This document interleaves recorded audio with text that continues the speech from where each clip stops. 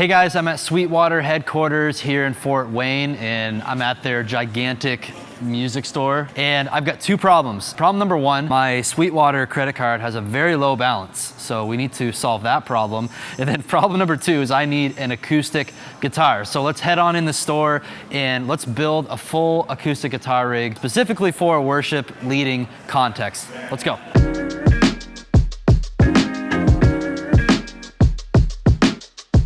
First things first, I need to decide on the make of the acoustic guitar. So I do already have a Taylor 614. I got that guitar like 15 years ago.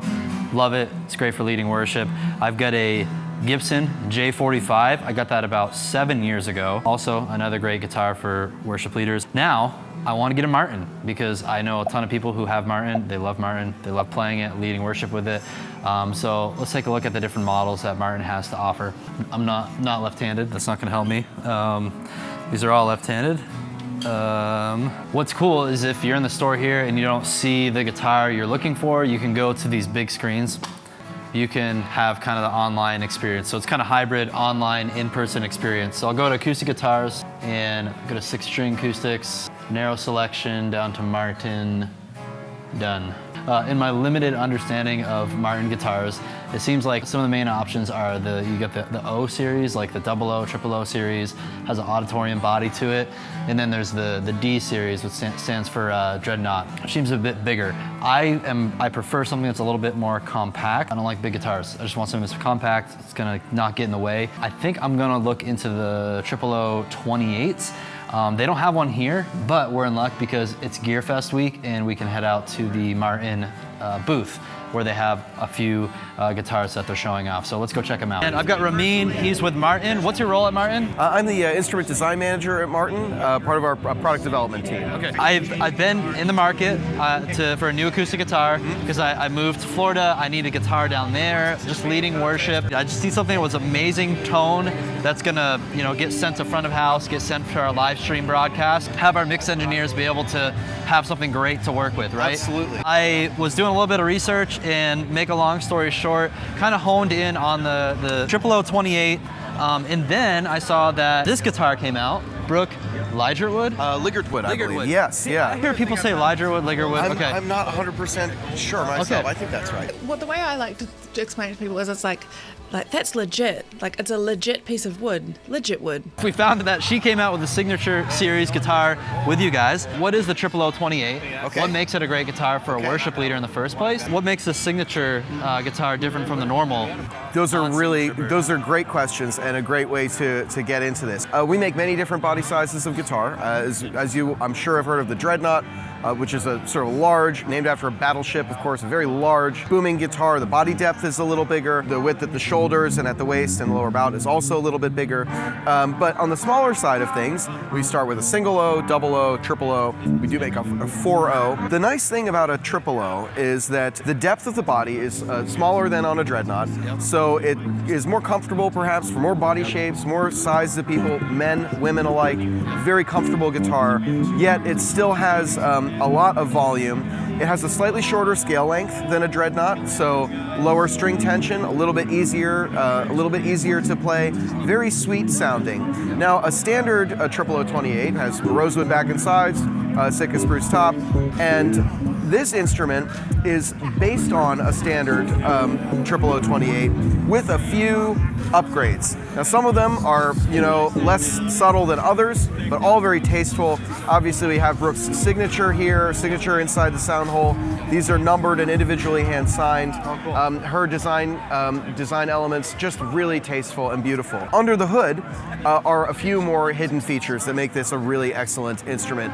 It's available with or without electronics, so if you want to plug into your House of Worship's PA system, have your sound person make sure they can dial it in, not a problem. This I think is an acoustic version. Wood bindings, so maple wood bindings, really nice touch.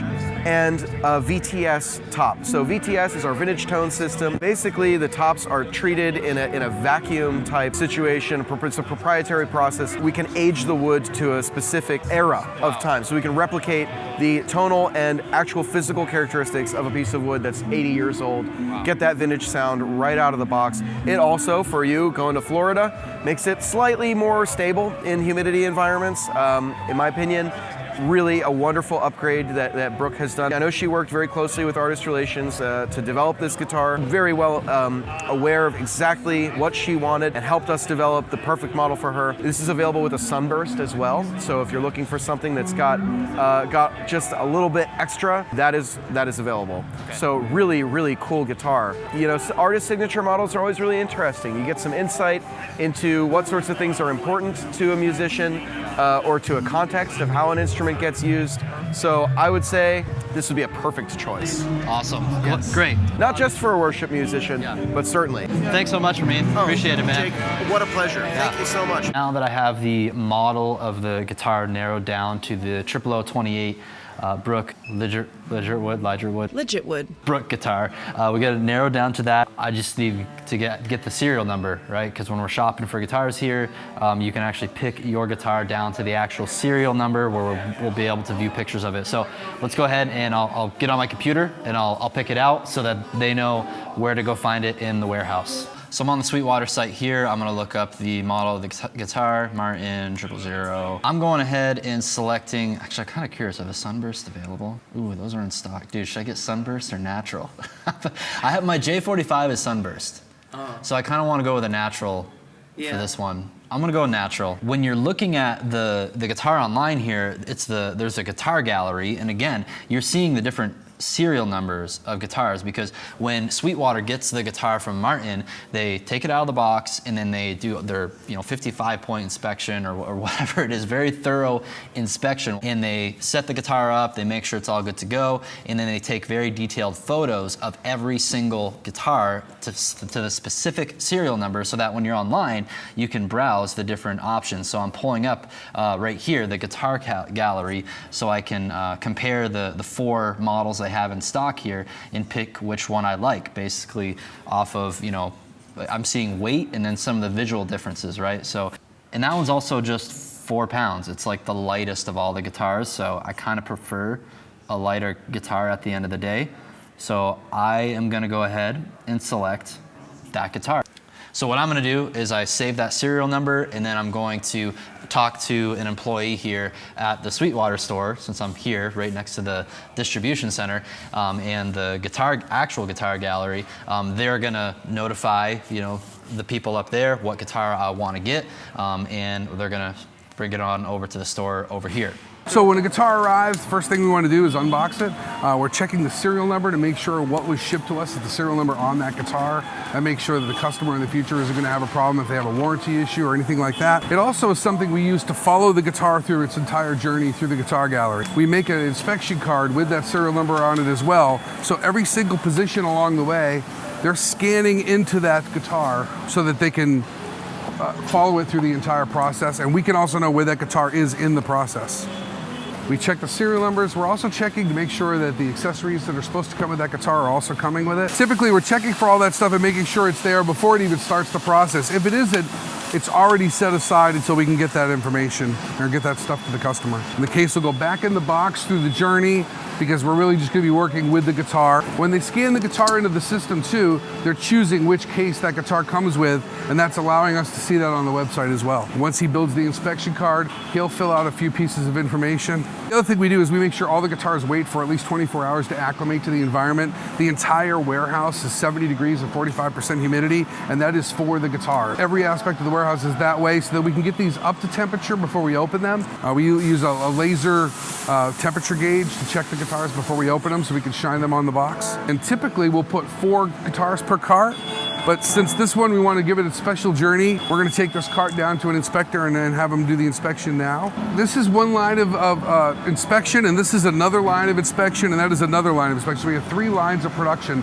all going at the same time, and they go in that order of inspection, photo, tune and polish, and then rebox. So So we're gonna bring the guitar to an inspector. This is Noah, his inspection tech. He's gonna scan the guitar into this inspection screen, and in this screen is where all the data lives for every single guitar that we have in our inventory based on SKU. When he scans it in, we get a stock photo of that guitar so that we can compare it to the guitar that we have in our hands and make sure that the pick guard's on the right side, and we've got all the types of wood that it's supposed to be are all there, which it also describes. It also tells us what size tools to use to do the work, so we don't have to search for which tool will fit, as well as the tuning, the gauge of strings, all that stuff.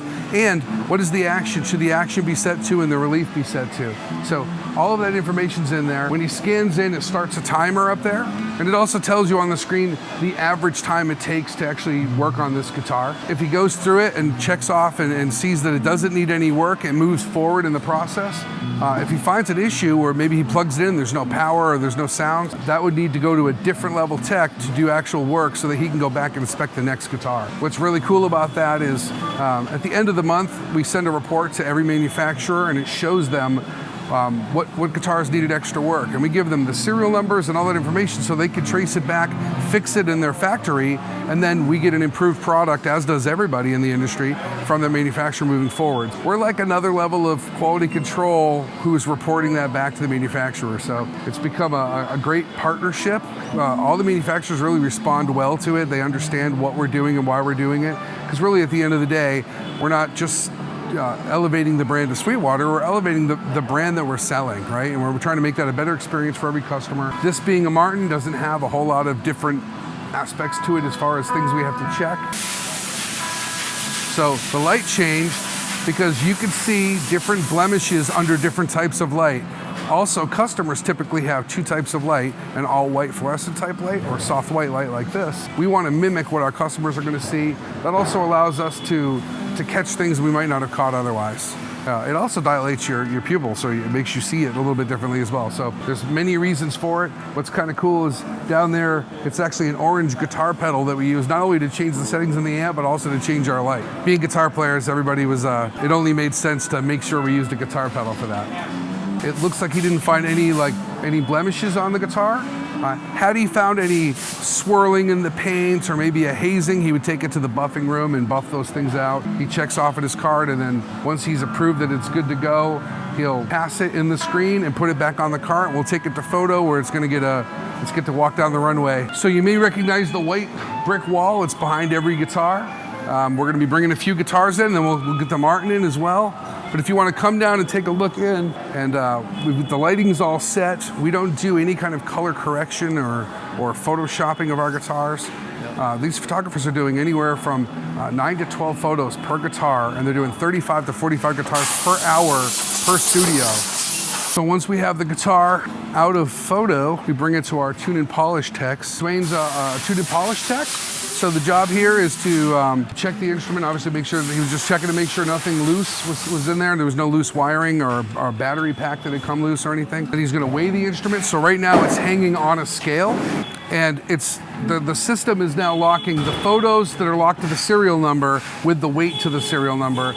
So now those are in our system and we can display those on our website. That's a big part of the process, because a lot of customers at this point, they know the guitar is gonna play well, but if they're standing up in church or they're standing up on a stage for long periods of time with a guitar, sometimes a lighter guitar is just a better option, but they can see the photos. So now not only can they choose a lighter guitar, they can choose the best looking guitar, and they can kind of make the determination where do they want to lean as far as which piece is right for them. And again, because it's by serial number, when they buy that guitar, that is the exact guitar they're going to have shipped to their house. So after we've done the adjustments in inspection, we actually detune the guitar so that all the keys are flat. We call that photo tuning, and that allows for the customer to see both sides of the tuning key in the photos, but that also means we have to retune the guitar again.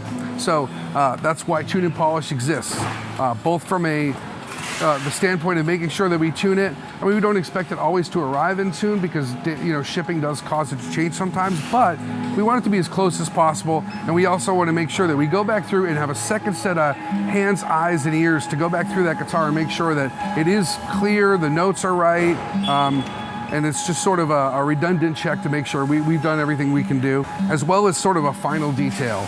So he's going to make sure there's no fingerprints on this guitar, that it shines like a diamond, and that way when we put it in that case and the customer opens it, it's going to be a pretty amazing experience. Oh yeah. Oh, you're done. Yeah. Cool. So Yeah, I'll just sign off on it. Yeah.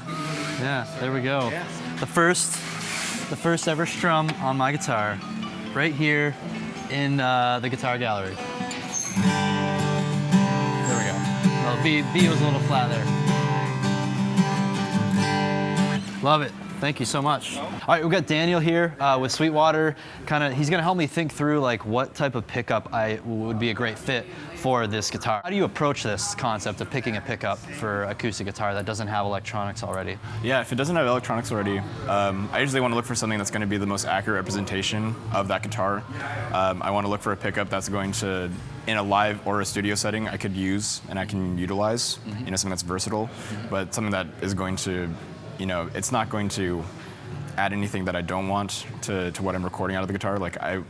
If I were to mic that guitar, I would want it to be as close to that as possible. I mean, the cream of the crop for me personally would probably be like the Anthem by LR Bags. Yep. It's like the truest to life representation. It has it requires a lot of setup because it's like a mixture of like a undersaddle piezo, I think, and like a microphonic pickup. Okay. But I don't know, the Anthem has always been like the choice for me because like when I plug it in and I listen to it through a PA, it's like, I've heard a lot of good things, and I've heard, I think Aaron, one of our worship leaders at my church, he has a Martin. I can't remember what model Martin he has. Do you remember? But he has an Anthem pickup on it, and it just sounds so full. Every frequency on the spectrum is there, and it sounds really great. Well, I'll go with the LR Bags then. yeah, So it's a good choice. we'll make sure we'll go add this to our basket. Thanks so much for your help, Daniel. For sure. Appreciate it, man. Yeah, absolutely. All right, now the guitar is going to get the Anthem pickup installed. Oh, don't forget the pickup.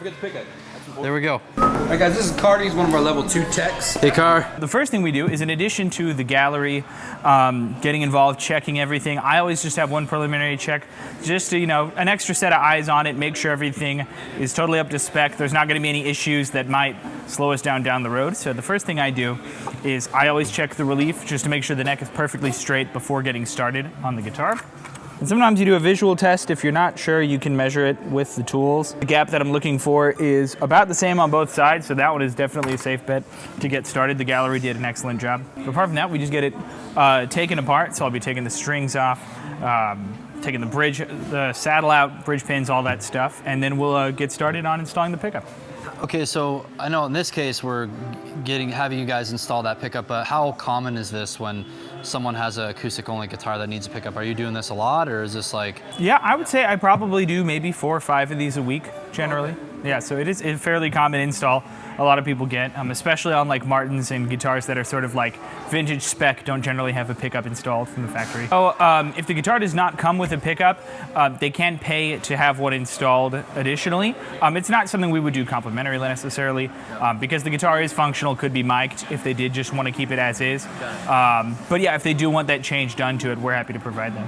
Awesome. I'm in one of the demo rooms here at Sweetwater. So in their music store, they have these awesome demo rooms that are like perfectly treated. Like I can't hear anything. Yeah, I can't hear anything outside, even though there's like probably 100 other people or more in this store right now playing instruments. And we've got this cool like reverb emulation in the room too. So just taking it out of the box, haven't tuned it. See, yep, pretty much still perfectly in tune. And wow, the case is like amazing. Got the box for my pickup in here.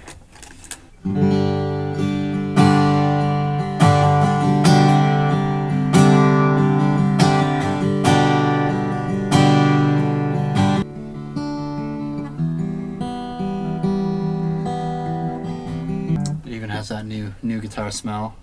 I'm loving it. So that Anthem, I've definitely never used the Anthem. I have an LR Bags on my J45. I'm not sure which model it is. Definitely not this one. And the battery case, it's like a little Velcro case that's underneath the top here, that I can loosen the strings up or take the strings off to switch that battery when I need to. But he did an excellent job. That pickup Nothing sounds like it's loose in there. Everything's great and secure. So we are here in Pedal World in the Sweetwater store, and we got Mitch, who is the expert of all things pedals. That's what I hear, man. Yeah, that's the word on the street. That's what people tell me. I don't like to toot my own horn. But you're pretty much the one overseeing all the gear that comes through here. Yep. I'm the in-store sales engineer for all the pedal area, and I've kind of curated this whole our world's largest pedal display. So it's a very cool thing to be a part of, and we're here to talk acoustic preamps, aren't we? Yeah, because maybe even the bigger picture, my goal is to have a pretty simple pedal board rig for my acoustic guitar when I'm leading worship. I really want to maintain the integrity of just the tone, the sound coming out of the new Martin guitar that I'm buying. Yep. Right, and I would like to have a tuning capability, a preamp again to just make sure like we're sending a solid signal to front of house. Yep. Probably a good wireless rig too. I like to have the freedom to move around my guitar. Totally. Cool. So it doesn't always have to be wireless, but I'd like to have that too. So those are really the three main things. And then I want my line out going in front of house to just be your regular XLR balanced output. So if you're going to super high quality, but still kind of not breaking the bank too much, the LR Bags venue is absolutely incredible. The Fishman stuff works incredibly great. Me personally, they're equals. It's like a Chevy to a Ford. It's not like one's towering over. They're both industry leaders. Incredible unit. I'm a little partial to LR. Dude, this Grace. So this company, I live in Colorado, and I know they're like a couple minutes away. I've seen a lot of cool, like they make vocal preamps, all sorts of preamps. So I guess this is a instrument preamplifier blender. What does that even mean? It is basically like world's highest quality studio console strip broken down to tailor fit an acoustic guitar live rig. Great. And then I'm looking at these radials over here because it seems like that's a little bit more simpler setup. Yep, they are my favorite, bare bones, just complete utilitarian, perfect sounding, perfect working, and almost impossible to break. I love how simple this is. So I've got simple EQ, I've got a mute button, a boost button, levels, and then we've got input, output, tuner output if I needed it, and then a balanced output right here. And then So I'm leaning towards this. Their sound quality is impeccable. Because I'm also looking for a pedal rig that's pretty compact. Yep. So between this and probably one of those smaller wireless units or something like that, I feel like I could fit. The wireless unit would have a tuner built in. Yeah. Maybe that's all I need. Maybe room for a MIDI controller too, but I can think about that. Maybe we should look at the actual pedal holders, like what do you call it? The actual boards. Yeah, we have a lot of those. Yeah. You can tell I have not been geeking. That's industry. I haven't been geeking about pedals for a long time, so I'm way overdue to get a new setup here. For small and simple, I have one is my absolute favorite. These Temple Audio. Okay. The 17. Yeah. These things for me, they're easy to carry around. They're not an obtrusive amount of space, but there's room to grow too. Especially with the modern market of like a lot of smaller stomp boxes. If you wanted to, you could go nuts with this size. Okay. But if you're using just a few good bare bones, dude, while we're here, isn't this? There's a little Grace. Yep. See, that's tempting because I like how simple this is. This balanced out on the back. Yep, it has a tuner out and everything. See, I kind of want to support local Colorado companies. Radials in Canada. Sorry, Canada. We love Canada stuff. We love Canada, but I just want to support these guys if I can. And I've literally heard audibly good things about them just at different churches that use them. I think Flatirons has Grace Pre's on their vocals, and it's a great stuff. I've heard them in so many settings, and especially just the acoustic instrument world. They're the best I've heard. So this is in stock if it's here? Yep. Okay, sweet. I want to get this then. Yeah, I can run and get the box for you for that. I'll take this off the wall so no one else sees it. Sweet. These are the pedal train. Before Temple came out, these are my absolute favorite pedal brand or pedal board brand we carry. Yeah. I use one of these. I've had one for about 7 years. That's my old pedal board. My newest one is one of the Temple ones, but I own both. I don't think I need much. If you put that, And then my wireless tuner rig, and like that's all I need. And if you wanted a compressor, you would have room for it or something like that, Yeah. or a simple delay or reverb. Yeah. If you're not getting those from the board or whatever. Yeah, honestly, most of our processing at the board, we just want a really solid, clean signal. Yep. And we do it whether it's for live stream broadcast or for in front of house. Like that's all we need. So, That's dude, incredible. what do you think, Adam? Yeah, me too. So, Pedal Train Nano Plus, Grace Design, Bix. yeah. We're cooking. Okay, wireless, a good, solid wireless unit. Wireless unit. Follow me over this way. We have a few options, and now in the realm of simplicity and ease has gotten a lot better in the past few years as far as affordability and really good systems. Yep. But in church with a lot of other interference and a lot of other electrical other devices around and everything. These can handle it, but I would suggest going a step above for that. Well, it's a nice guitar too, and I like want to make sure the integrity again is like it's there. Yeah. You know, in whatever. So I'm willing to invest a bit more in some of the better tech there. And there, and you know, back when I first started playing guitar, a high quality wireless unit was $1,500, no matter what. There was no reasonable option for $400 that worked, that sounded anywhere as good as a cable or anything, you know? Yep. But these Sennheisers, same concept as like the Boss or these, where it's just kind of simple plug into your amp. You don't need like a whole radio receiver and everything. Yep. The receiver on this is a tuner, and you plug that into your guitar and you have a complete pro quality wireless rig. Love it. Let's do that. This is it? Easy. That's why I got Mitch. And then we want some power for these. Yes. So let's see here. This here would be perfect for you. A little 4x4, Nice more and than enough small. power. And if for any reason you did go nuts, you can actually, one of these could power up to like 3 analog pedals. Okay. So if you did want to run like a compressor and a delay or something, you could, even though it's only 4 outputs, you could expand and have room to grow with it. But yeah, do you think that would work for you? Yeah, let's do it. Follow me over here, guys. A few days have passed, and I am back at Grace Church here in Melbourne, Florida. My guitar, as well as all of the wonderful accessories I'm going to walk you through in a second here, they have all made it successfully here down to Florida. I did not carry the guitar with me on the plane. I had Sweetwater ship everything because they are experts at the whole shipping process. The guitar looks flawless. The second I got it out of the box, it still sounded amazing. And I was able to use it for the first time this past Sunday here at Grace Church, and I'll be playing back some audio files so you guys can see and hear what it sounded like. All right, so let me walk you through my very simple acoustic guitar setup for worship now that it's all assembled. So we have this little pedal board. It is a Pedal Train Nano X. So here is the Sennheiser XSW digital receiver, the pedal receiver. On the guitar itself, we have the transmitter. So this is what's plugged into the audio jack on the guitar. It's got a simple little mute or enable button right there. So there you go. That is the tuner in action when I enable it. It obviously mutes the signal going to the direct box and to front of house. So I used this for the first time this past Sunday. Sonically, this wireless transmitter and receiver sounds amazing. There's no latency, and I just really feel like I was getting all of the frequencies that should be there. It was doing this guitar justice, specifically doing the LR Bag's Anthem pickup justice by getting all that audio to my direct box and then to the sound system. One complaint I have about this guy is that it doesn't stay in this little clip mechanism very well. So there's multiple times where if I forgot to, be aware of it, this guy would just slide out really easily. So I may have to solve that with some gaff tape or something like that. I like to clip this transmitter on the guitar strap like you see here. The only other concern I have about this wireless transmitter setup is the battery life. What I'm gonna do is I'm gonna get in the habit of plugging the transmitter into this USB-C cable that's attached to the receiver pedal so that between services or between rehearsal and the services, it can always be charging. I just read some reviews when I was looking at this on Sweetwater about people being concerned about the battery life, how it doesn't last necessarily as long as it was advertised. So if you do get the same pedal setup, just be aware of that. I'd be interested in your feedback on battery life. Next up on the pedal board, we have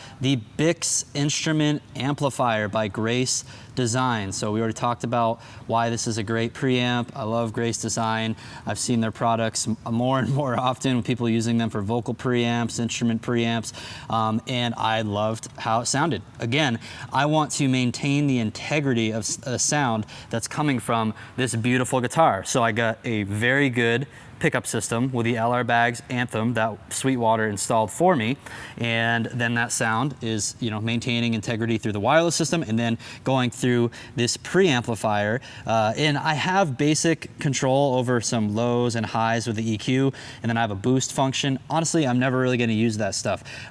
Maybe the mute button might come in handy. For the most part, this is like a glorified DI box that has great preamps inside of it, and it gives me some flexibility, you know, if I need to tweak EQ.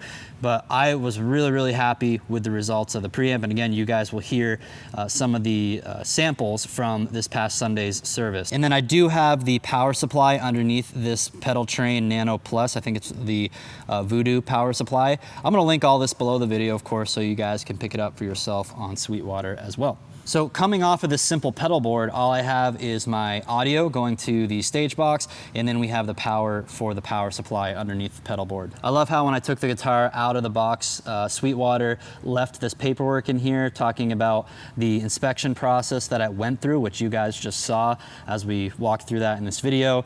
And then this was another piece of paperwork specifically for the install of the pickup. So we had a couple notes here, the tech notes. Fantastic sounding guitar. So we installed the pickup, and it looks like he also did a little bit of additional setup work fixing the bridge. The other accessory I got from Sweetwater is this G7th capo. I love these capos. They're simple. You don't have any like weird springs going on. It's just, well, there's something, I don't even know how this technology works, but you just squeeze it and it stays in place just with the right amount of tension, or however much tension you want, and it works amazingly. I also love how just low profile this is. This guy usually just lives right up here for me. Another thing I had to do was get this strap button installed on the back of the neck of the guitar here. I just went to a local guitar shop, since those guys are more experienced at using power tools on a guitar, and they installed that. I should have just asked Sweetwater while I was there, but totally forgot about that, and I didn't realize it didn't come with one. The strap itself is this wider, plain black.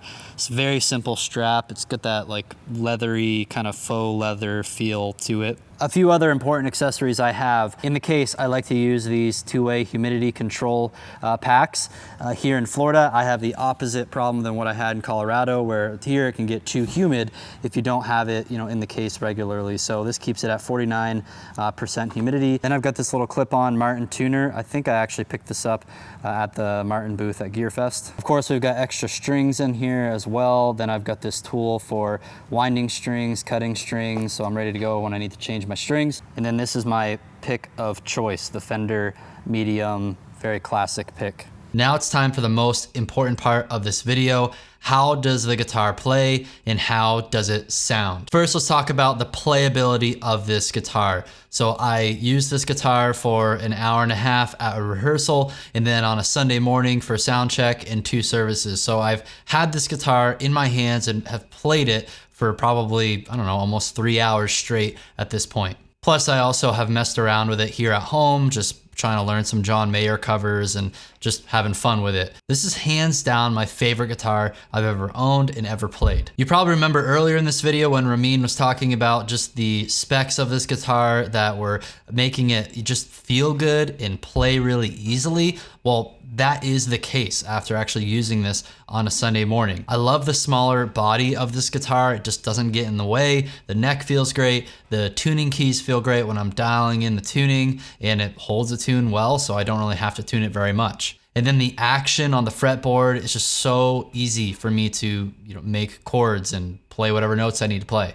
I don't really have a more technical way to describe that. It just plays very, very well. How does it sound? Well, you're about to find out, because in front of me, I have the Logic Pro X session that we use to mix for our church's live stream. We multi-track record all of the instruments every Sunday, so you're gonna hear this guitar in a real live worship leading environment. So let's start with that raw audio that is hitting the preamp of our stage box. That is what you are about to hear. The guitar audio is captured by the LR Baggs Anthem. It's then sent wirelessly with with the Sennheiser unit, and then it's sent into my Grace preamp and then straight to the DI box with very little processing. You saw my Grace preamp had flat EQ on it. I don't like to alter the EQ very much at the pedal. So here is the acoustic guitar track right here. You can see the audio waveforms. Let's have a listen. This is the verse of Graves to Gardens, which is a very acoustic driven song. I think it's a great one to demo what this guy sounds like.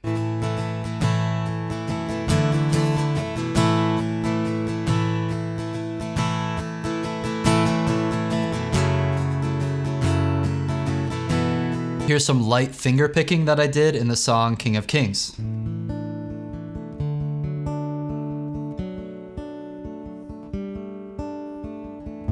I could not be happier with the guitar tone that is being sent to this mix and being sent to front of house. It's very balanced. We're hearing everything from the low to the highest of frequencies. There's just a lot of good quality source tone for our mix engineers to work with here. And I think that LR Bag's Anthem totally lives up to the hype around it, because I don't think you can get really any better of a sound of acoustic guitar other than miking the acoustic guitar with like 2 stereo condenser microphones. On the LR Bag's Anthem, there's a mix control knob that allows you to blend how much you want from the true mic that's inside the Anthem system or the element pickup. I have it right in the middle and I'm getting, you know, the best of both worlds there. Now I want to show you how I apply some basic EQ and compression to an acoustic guitar for a broadcast mix, and these same principles apply for our front of house mix as well. The first thing that I like to do is I apply some EQ to the guitar. So when you look at the channel EQ that I have applied, I'll go ahead and enable it. What I'm doing is I'm pulling out some of the high kind of jangliness, the sparkliness of the acoustic guitar, and then I'm pulling out a lot of the lows and the low mids. So just because in this context, this would be different if it was just a worship leader and a guitar, but when you're playing with a full band, I don't think it's necessary to have all these additional frequencies on the low and high end, because you have other instruments that are filling in these frequencies. You have, you know, cymbals and maybe high synthesizer sounds that are filling in the highs, and then in the lows, you've got a bass guitar, a kick drum, all those things. So if I was just leading vocals and acoustic guitar, I probably would have this EQ pretty much completely flat. So here's a little before and after. Here's no EQ.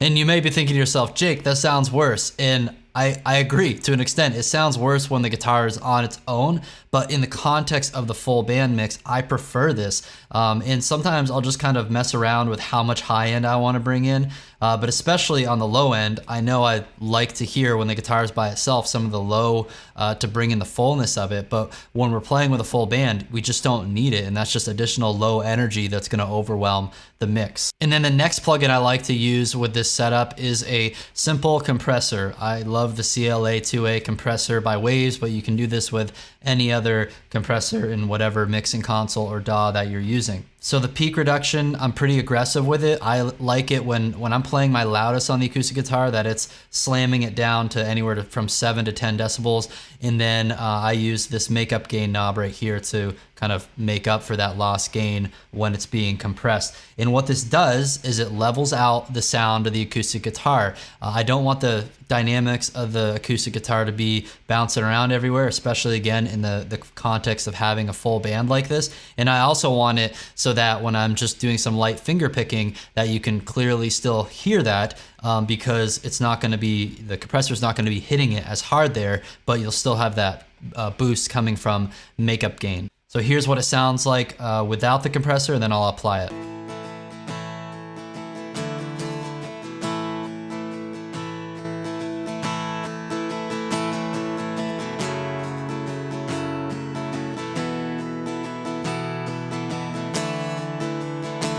Notice the difference this makes when I'm playing lightly and just kind of doing some light picking.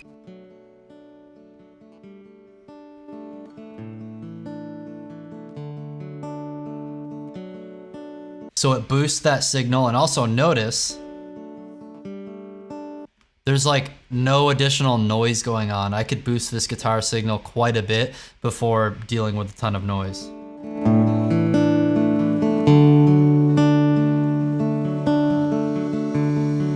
actually interesting. I don't really hear as much just preamplifier noise as I do. I can actually hear some of the cymbals from the drums bleeding through the LR bags.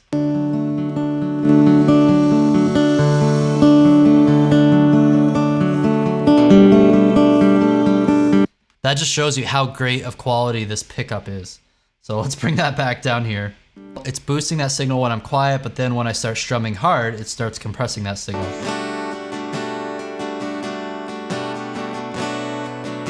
Again, so the raw guitar signal.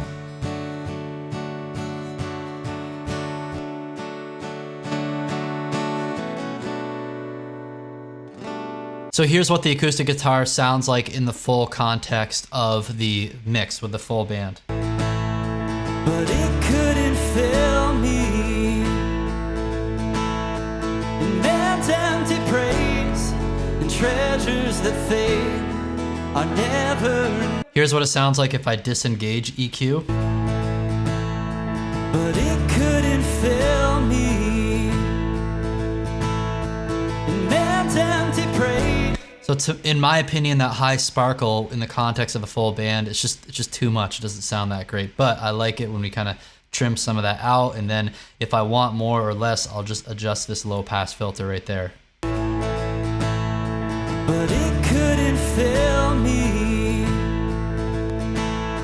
and man's empty praise and treasures that fade are never enough. There's nothing better than you.